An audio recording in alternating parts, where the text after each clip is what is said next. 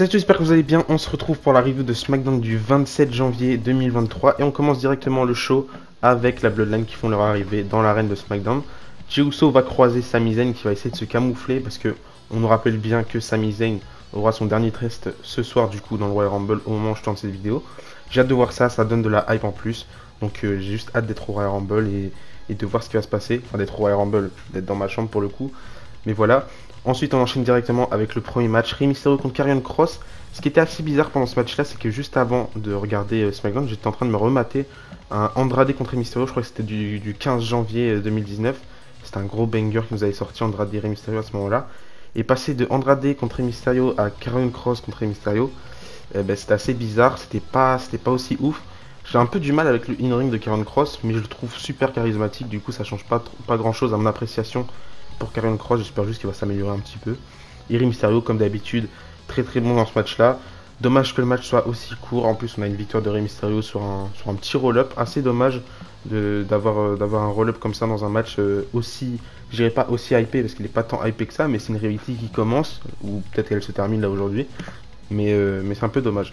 J'imagine peut-être aussi que au Royal Rumble, Karrion Kross éliminera Rey Mysterio, puisque Karrion Kross a annoncé qu'il participera au Royal Rumble.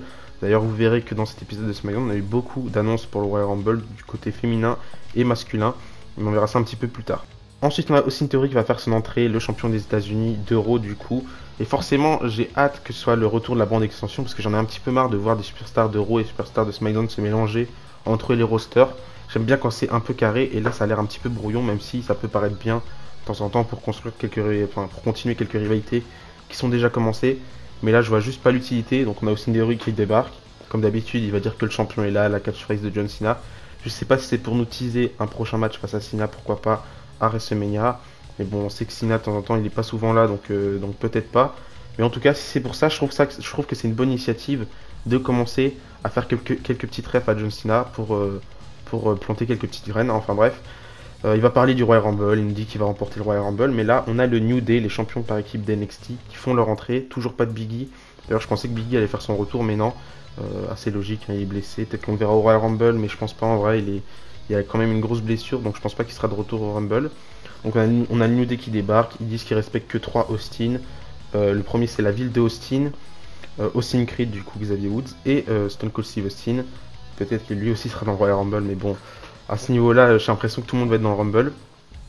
Donc là, on a le New Day qui débarque. Ils disent qu'ils vont remporter le Royal Rumble pour le New Day et que si le New Day est gagnant, bah, tout le monde est gagnant.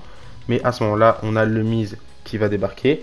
Austin Theory va se faire un petit peu clasher par le Miz. D'ailleurs, c'est un petit peu ridicule pour Austin Theory, mais bon, Austin Theory il est ridicule un petit peu chaque semaine.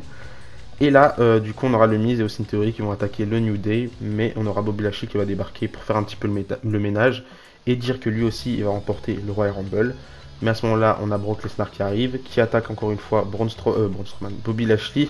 Et à ce moment-là, Brock Lesnar va prendre le micro pour annoncer que lui aussi, il sera dans le Royal Rumble. En vrai, je suis content, mais j'espère juste que on aura Gunther qui va éliminer Brock Lesnar. C'est un petit peu mon petit pronostic depuis quelques temps, et j'ai hâte que ça se passe. Faut surtout pas que Brock Lesnar fasse un carnage dans le Royal Rumble, même si en vrai, ça ne me dérangerait pas. Il élimine tous les jobbers, et comme ça, c'est fait. Et du coup, je trouve que c'est une bonne chose qu'on ait Brock Lesnar dans le Royal Rumble. Pas beaucoup de chance de le voir remporter le Royal Rumble, donc pour moi, ça me va. En plus, ça va rajouter un petit peu de star power, c'est le principal. Ensuite, Lacey Evans va faire son retour pour avoir un match face à une jobbeuse, il me semble. Je sais plus comment elle s'appelait, je crois qu'elle s'appelait Jasmine, un truc dans le genre. Donc elle affronte la jobbeuse. Elle est heal, Lacey Evans. Je pensais qu'avant son retour, elle était face, mais là elle est heal. Elle a repris le Cobra Clutch de Sergeant Slaughter. Je sais pas si ça va nous mener à quelque chose par la suite, où on aurait Sergeant Slaughter en manager pour Lacey Evans. J'en ai aucune idée, ça me paraît pas si ouf en vrai ce genre de gimmick. J'ai comme l'impression que tu peux pas réussir à la WWE. Et même partout, quand t'as ce genre de gimmick un petit peu trop extravagante, là, une gimmick de militaire, c'est pas comme Becky Lynch, The Man, elle a une gimmick de badass, mais elle représente pas un métier, quoi. Elle est pas pompier, elle est pas, et ça fonctionne. Parce qu'elle elle a pas de trucs extravagants, de trucs de la vie de tous les jours. Là, les Evans, c'est les militaires, c'est nul, c'est totalement nul. Elle va remporter le match, en plus, elle est arrivée avec des bottes totalement cassées. Sa botte, elle va se casser, elle va prendre le morceau cassé de sa botte pour faire genre elle veut frapper son adversaire, mais là l'arbitre va dire bah non, sinon t'es disqualifié. Et du coup, Lacey Evans, elle va finir par remporter le match avec un Cobra Clutch, je crois. Mais d'abord, elle va faire son Women's Right. Du coup, victoire de Lacey Evans. Ensuite, par la suite, elle va nous annoncer qu'elle sera dans Royal Rumble. Rien de plus intéressant que ça, mais Lacey Evans qui est de retour, c'est bon à savoir. Ensuite, on était censé avoir le premier match du deuxième tour du tournoi par équipe pour les titres par équipe de SmackDown, enfin pour être number one contender. Donc c'était du coup Hitro qui devait affronter les Banger Bros qui ont changé de nom parce que ils portaient un petit peu à confusion ce nom-là. Du coup, Drew McIntyre et Sheamus, ils arrivent, ils font leur entrée, mais ils vont se faire attaquer par les Viking Raiders. Et je trouve que c'est une bonne chose qu'ils se fassent attaquer par les Viking Raiders.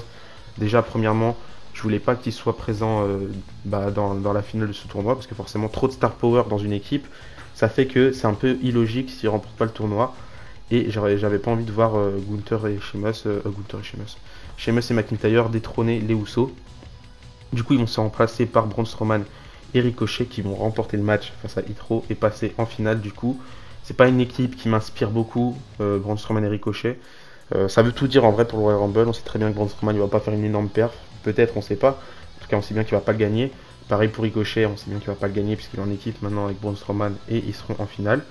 Donc c'est pas méga intéressant, c'est un peu dommage. Je trouve ça pas très ouf de faire ça. Et en plus, Hitro pour moi méritait plus de remporter ce match. C'est une équipe toute faite. Ils méritaient d'aller en finale et Hitro, si tu leur fais pas gagner des matchs, bah ils seront jamais crédibles. Donc c'est juste un petit peu dommage. Mais le seul point positif que j'ai trouvé dans cette histoire-là, c'est qu'on crée des trucs par rapport à la division par équipe. On a les Viking Raiders qui attaquent du coup Drew McIntyre et Sheamus. Et c'est une bonne chose de créer quelques rivalités et pas se baser juste sur c'est la division par équipe, on fait les titres par équipe, on t'affronte comme d'habitude. Donc voilà. Ensuite, en retour de pub, il me semble, j'entends l'ancien film song de Bray Wyatt. J'ai sursauté de mon lit. J'étais heureux comme un fou. Mais finalement, c'est LA Knight qui a fait une blague. Je trouve ça très divertissant le fait de faire ça. J'aime bien quand ça joue un petit peu le mind game dans quelques rivalités. Donc là, LA Knight, il arrive déguisé en l'ancien Bray Wyatt avec son ancien film song. Donc ça peut peut-être dire qu'on peut l'utiliser.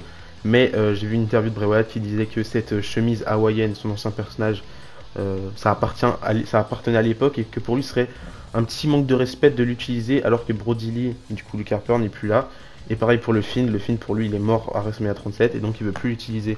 Peut-être qu'il l'utilisera par la suite, qu'il va changer d'avis. Mais je pense que là c'est pareil avec son ancien film son, il veut plus l'utiliser. Ça lui rappelle plein de bons souvenirs et forcément ça le rend triste. Donc je comprends totalement. Et un petit renouveau pour Bray Wyatt, ça fait pas de mal en tout cas. Donc là on a LA Knight qui débarque, il va conseiller à Bray Wyatt de appliquer tous les conseils que l'Undertaker lui a chuchoté dans l'oreille pendant les 30 ans d'Euro. Je trouvais ça bien qu'ils ont parlé de l'Undertaker parce que c'est quelque chose d'important. Et je pense qu'avec Vince McMahon au contrôle, on n'aurait pas parlé de ça du tout. Enfin, je pense que même l'Undertaker, il n'aurait pas parlé du tout à Bray Wyatt. Mais je trouve ça intéressant de ramener l'Undertaker là-dedans, ça ramène du prestige. Et c'est bien pour la suite de la rivalité entre Bray Wyatt et LA Knight, si elle continue après le Royal Rumble, on sait jamais. Donc là on a Bray Wyatt qui apparaît sur sa chaise. Il va dire à LA Knight de se reposer parce que quand la lumière va s'éteindre, il verra bien ce qui va se passer. Et là à ce moment-là, on a Uncle Lodi qui apparaît dans la foule. Donc je trouvais ça très divertissant ce que LA Knight il a fait. Et il colle super bien au régime, si je peux dire ça comme ça, de la WWE. Et je trouve ça bien, je trouve ça ouf de le voir s'ancrer dans le moule de la WWE, ça me fait plaisir. Avant-dernier match de ce show, on avait la deuxième demi-finale pour être number one contender au titre par équipe de SmackDown. Donc là, cette fois-ci, c'était Imperium, du coup, Giovanni Vinci et Ludwig Kaiser qui affrontaient les gars de Les Fantasma, donc Joaquin Wilde et Cruz del Toro. Et c'était un match incroyable, encore une fois, j'avais hâte de voir ce match-là. Et je trouve que ça donne de l'espoir pour la division par équipe. Giovanni Vinci, il est totalement incroyable. Ludwig Kaiser, il est lui aussi totalement incroyable dans son rôle. Joaquin Wilde, il nous a fait une petite frayeur parce qu'il a botché un moment un de ses moves. Il a failli retomber sur la nuque, c'était assez dangereux. Mais après, il va très bien se rattraper dans la suite du match. Il va nous faire un move incroyable. Donc ça donne de l'espoir pour la suite de la division par équipe. Et on a eu du bon catch. On a eu du bon catch rapide. Ça volait de partout. C'était juste ouf. Cruz del Toro, il est incroyable. Giovanni Vinci, il est incroyable. À un moment donné, on a un move sur la troisième corde où Giovanni Vinci va porter son adversaire. Je crois que c'était Joaquin Wilde. Il va le faire une sorte de slam comme ça. C'était juste incroyable. Et ça va se terminer sur une victoire de Imperium et je trouve ça super bien. Là on aura Imperium contre Braun Strowman et Ricochet en finale sûrement la semaine prochaine, je sais pas. Et j'espère personnellement que Imperium seront les challengers numéro 1 au titre par équipe des Usos. Parce qu'il y a du potentiel avec cette division par équipe et Imperium ils sont juste incroyables, surtout Giovanni Vinci. Donc voilà. Et enfin on termine avec le dernier match, le main event, Kevin Owens contre Solo Sikoa. C'était un bon match, il n'était pas très rapide. Pendant le match on a Sami Zayn qui intervient pour sauver Solo Sikoa. Sauf que ça va partir très loin et on terminera sur Kevin Owens qui va prendre une chaise et qui va vouloir attaquer premièrement Sami Zayn, donc il va regarder Sami Zayn, mais finalement il va renoncer et il va attaquer Sikoa. Et le show ça va se terminer comme ça. Sur Kevin Owens qui menace un petit peu Roman Reigns pour le Royal Rumble ce soir, j'ai hâte de voir ce match là, j'ai hâte d'avoir toutes les réponses autour du dernier test de Sami Zayn, voir qui remportera le Royal Rumble, même si j'ai quand même peur de voir des noms que j'ai pas envie de voir remporter ce Royal Rumble match. Mais à côté de ça, j'ai la hype de voir des retours, des débuts ou je sais pas trop quoi, mais j'ai juste hâte. Ça fait longtemps que j'ai pas été aussi hype et je suis content. Du coup, voilà, c'est la fin de cette vidéo. J'espère qu'elle vous a plu. Donnez-moi votre avis par rapport au show dans les commentaires. Et d'ici là, on se dit à la prochaine. N'oubliez pas, tant que le catch est espoir. Bisous, bisous.